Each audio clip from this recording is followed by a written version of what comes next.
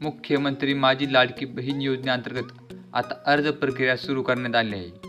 या योजनेअंतर्गत अर्ज करताना आपल्याला ऑफलाईन अर्ज करता येतो, ऑनलाईन अर्ज करता येतो आणि मोबाईल ॲपवरून देखील या योजनेअंतर्गत अर्ज करता येतो। या व्हिडिओच्या माध्यमातून आपण जाणून घेणार आहोत की या तिन्ही पर्यायापैकी कोणत्या मार्गाने आपण जर अर्ज केला तर पात्र होऊ शकतो आणि अर्ज आपल्या चांगल्या प्रकारे करता येईल।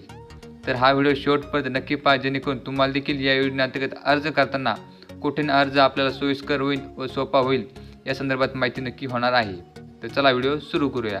तर सर्वात प्रथम आपण पाहूया की ऑफलाईन अर्ज हा आपल्याला व्यवस्थितरित्या भरून आपल्यासोबत कागदपत्रे जोडून हा अर्ज अंगणवाडी केंद्रामध्ये जमा करावा लागतो। त्याच्यानंतर ते आपल्याला पोचपावती देखील देणार आहेत। पण हा अर्ज करताना आपल्याला व्यवस्थितरित्या भरावा लागेल आणि आपण जे डॉक्युमेंट देणार आहोत ते देखील आपल्याला व्यवस्थित डॉक्युमेंट द्यावं लागणार आहे, कारण की ते आपण जे झेरॉक्स देणार आहोत त्याच हिशोबाने ते आपला अर्ज हा ऑनलाईन करतील, त्याच हिशोबाने आपला अर्ज ते पात्र करण्यासाठी समोर पाठवतील। पण जर या योजनेअंतर्गत अर्ज करताना आपण जर डॉक्युमेंट व्यवस्थित दिले तरी देखील त्यांच्याकडून चूक भूल झाली किंवा या योजनेअंतर्गत एखादा अर्ज किंवा एखादं डॉक्युमेंट जर हरवले तर आपला अर्ज हा पात्र होऊ शकणार नाही आणि त्याला अडचणी येईल। त्यामुळे या योजनेअंतर्गत ऑफलाईन अर्ज देखील करणे टाळावे। तर दुसरी आपण पाहूया की CSC केंद्रावरती अर्ज करणे। तर CSC केंद्रावरती अर्ज करणे सोपे आहे, कारण CSC केंद्रावरती आपण तर उपस्थित असताना आपल्या उपस्थितीमध्ये हा अर्ज करता येतो।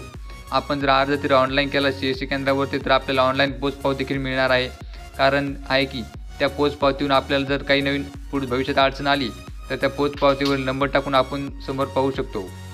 व तसेच या योजनेअंतर्गत जर आपले डॉक्युमेंट अपलोड करता येत ते देखील आपल्या HD क्वालिटीमध्ये म्हणजेच कॅम्प्युटरच्या मार्फत स्कॅन करून ते अपलोड करण्यात येत आहेत।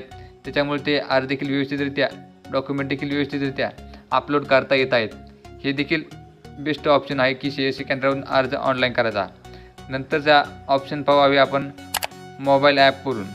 तर मोबाईल ॲपवरून अर्ज करणे टाळावे कारण आहे तर या योजनेअंतर्गत अर्ज करताना मोबाईल ॲपवरून अर्ज प्रक्रिया सुरू झालेली आहे। पण या योजनेअंतर्गत अर्ज करताना मोबाईलवरून आपले अर्ज हे डॉक्युमेंट जेव्हा आपण अपलोड करायला जातो तर हे व्यवस्थितरित्या अपलोड होत नाही आहेत। कारण असं आहे की आपल्याकडे जे डॉक्युमेंट असतात ते HD क्वालिटीमध्ये नसतात आणि स्कॅनर केलेले नसतात। त्यामुळे जर स्कॅन केलेला डॉक्युमेंट आणि ओरिजिनल डॉक्युमेंट असेल तर ते व्यवस्थितरित्या अपलोड होतात। पण जर आपल्याकडे फोटो असेल आणि ते आपण अपलोड करत असत तर ते अपलोड केल्यानंतर ते बरोबर दिसत नाही आहेत। त्यामुळे आपला अर्ज देखील अपात्र होऊ शकतो।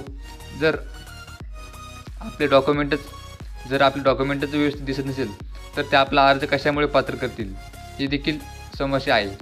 तर आपला अर्ज आपण कुठे करायचा या संदर्भात आपणच स्वतः माहिती घ्यायची आहे। पण आपल्या मते जर अर्ज करायचा ठरला तर CSC केंद्रावरून अर्ज करायला पाहिजे, जेणेकरून आपला अर्ज व्यवस्थितरित्या आपले डॉक्युमेंट देखील व्यवस्थित अपलोड केले जातील आणि आपल्याला कोणतीही अडचण येणार नाही।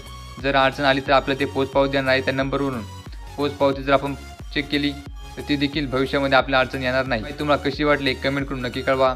अशीच माहितीपूर्ण व्हिडिओ महाराष्ट्र शासनाच्या नवीन योजनांची माहिती पाहण्यासाठी आपला YouTube चॅनल सबस्क्राईब करून नक्की ठेवा। तर चला भेटूया पुढच्या व्हिडिओमध्ये।